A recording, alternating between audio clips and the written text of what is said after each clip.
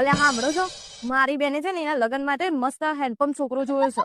એ પાછો આ ભંડીટી ગોળો આવ્યો.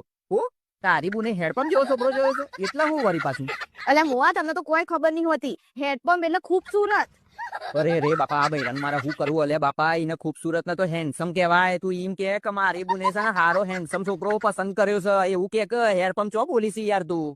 અલ્યા અમાર સવારની તબિયત ખરાબ હતી તો તમે ડોક્ટર જોડે અપાર્ટમેન્ટ નથી લીધી તો તમે મને હજુ લઈ જાવ નહીં જ્યાં.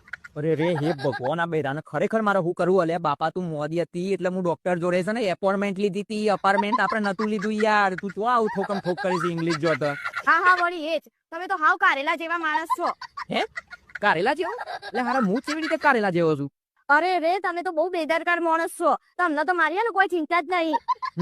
હવે મને ખબર પડી ગઈ કે તું મને જેમ કારેલા જેવો માણસ કહે છે. એટલે બાપા એને કારેલા જેવો માણસ ના કહેવાય, એને કેરલેસ કહેવાય. એટલે બેદરકાર, જેને કોઈ ચિંતા જ ના હોય. હવે મને ખબર પડી.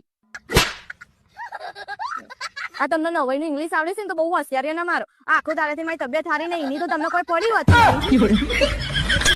હેલો માય યુટ્યુબ ફેમિલી, કેમ છો બધા?